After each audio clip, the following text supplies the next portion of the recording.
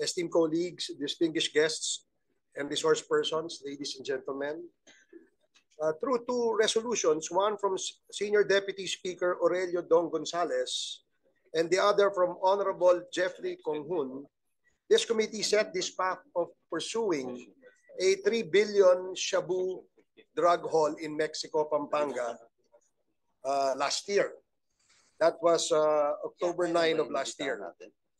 In the beginning, we discovered that the drugs were ordered delivered in a warehouse owned by a corporation named Empire 999 Realty Corporation. We thought that this is just another drug investigation.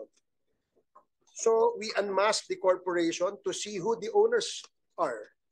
And we were given a name prominently stated in their GIS, a certain Mr. Willie Ong.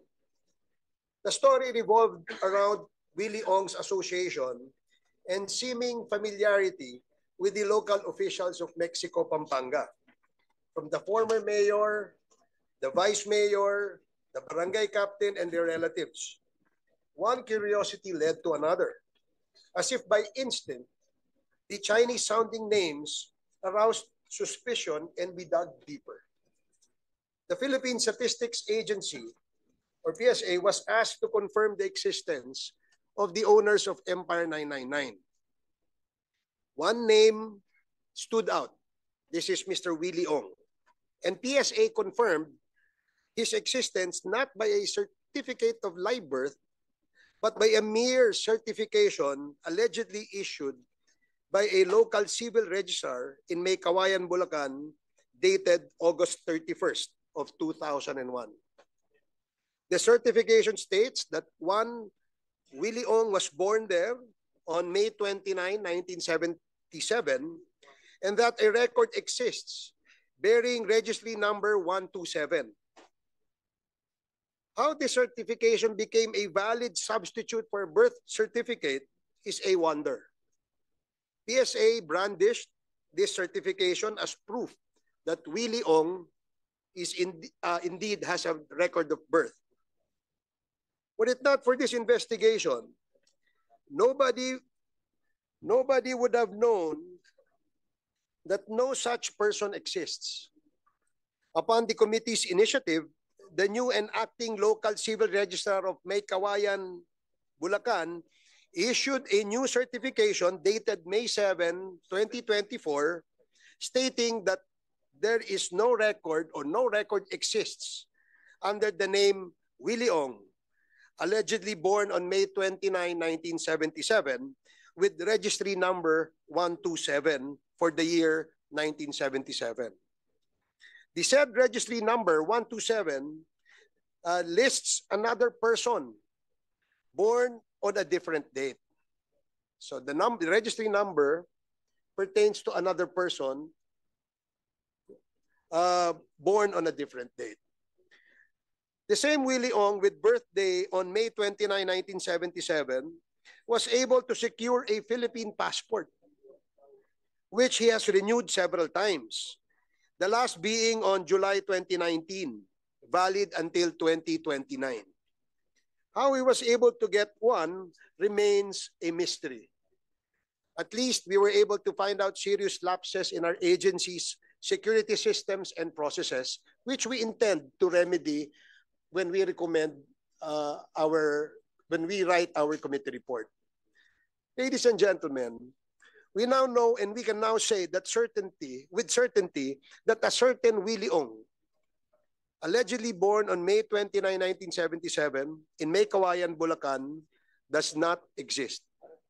Based on Securities and Exchange Commission records, he owns 45% of Empire 999. Upon very careful examination by the Bureau of Immigration, the Philippine passport that Willie Ong possesses was never used. However, another person of Chinese nationality with the name of Kai Ki Meng, born on July 24, 1977, departed for Hong Kong on October 10, 2023, the day after we started this investigation. Kai Ki Meng's photograph is exactly identical with Willie Ong's. Willie Ong of Empire 999 is Kai Qimeng, who is a Chinese national. In the company registration, he claimed to be Filipino and owns 45% of the company shares. Other names like A.D. Tai Yang and his brother Jack T. Yang were also listed as incorporators of Empire 999 and claimed to be Filipinos as well.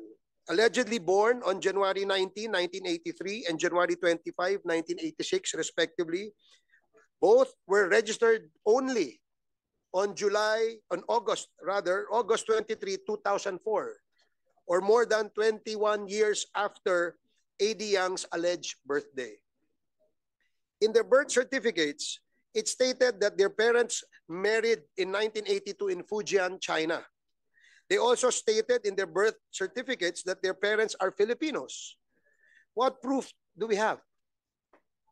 Did the LCR or the PSA require them to present proof? Or did they just accept the claims as facts, making these brothers Filipinos without any need of proof?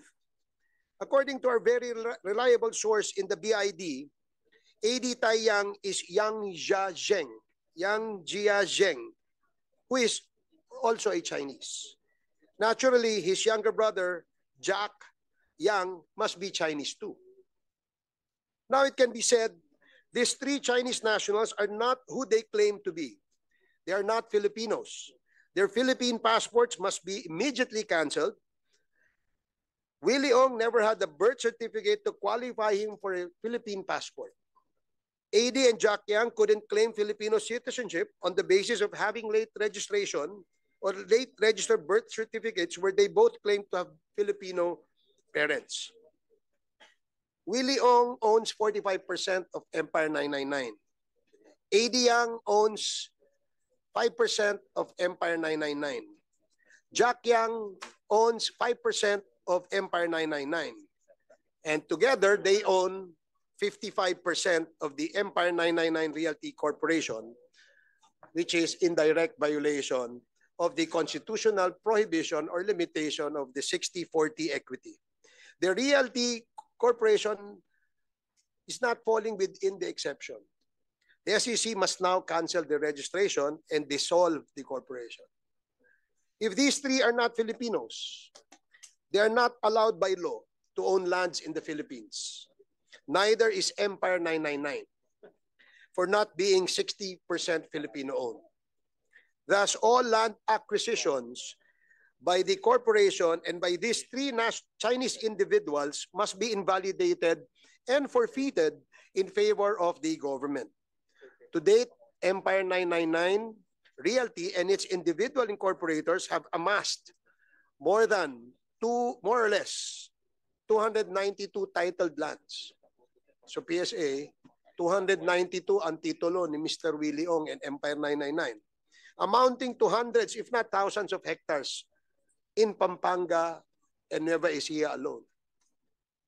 This is for real. What will they do with these lands?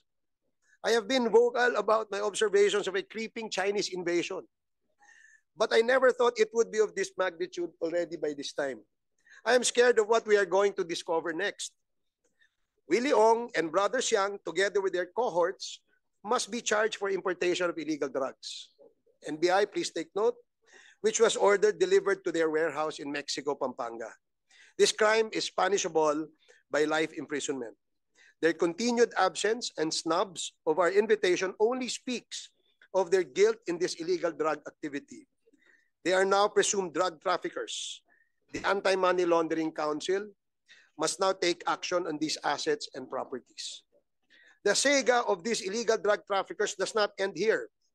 A.D. Tai Yang and his brother Jack Tai Yang are incorporators as well of many other corporations with interlocking set of incorporators. On the screen, can we show there it is. But some of these corporations whose incorporators intertwined and meticulously webbed, maybe or presumably, to avoid detection and mislead any nosy investigation.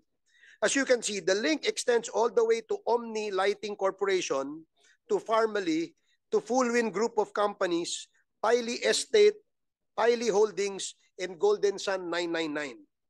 The names are all too familiar. The biggest names figured in the scandal of the century, the Farmally scandal. The biggest question before us now is how the 3 billion shabu in Mexico, Pampanga relate or connect to this carefully structured labyrinth. Now I understand why the Honorable Dan Fernandez in the last hearing summoned Mr. Michael Yang. Perhaps indeed Mr. Yang can shed light on the relationships of all these corporations, given the obvious fact that they share interlocking sets of incorporators. With this, we shall try to unravel the growing mystery of the interlocking incorporators in these corporations that we have just stated. So again, we invited in this committee hearing the presence of Mr. Michael Yang. However, I was informed that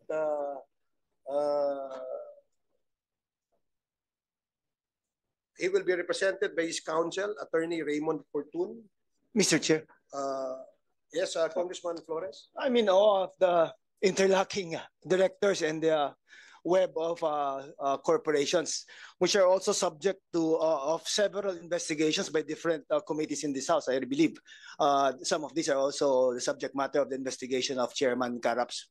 But the name Michael Yang, Mr. Chair, may I know if he is the same Michael Yang that figured prominently in the previous administration? May I interject, Mr. Chair, before we proceed? Okay. With the indulgence of the Honorable Flores. Okay. Go ahead, sir. Lest we be accused of violating our own rules on inquiry in aid of legislation, Mr. Chair, may I first move that we extend the inquiry insofar as this issue is concerned pursuant to Section 15 of our rules on inquiry. I second the motion, Mr. Chair. Okay, there's a motion to extend the invitation. The inquiry. Oh, even after we go on a sine die adjournment? Yes. Okay, to extend this inquiry and duly seconded. Hearing no objection, the motion is approved. Thank you, Congressman Akop. In reply to my query, Mr. Chair, query of Congressman Flores, I am likewise in awe, just like our good friend, Congressman Flores, in the presentation where there are interlocking incorporators in several corporations. And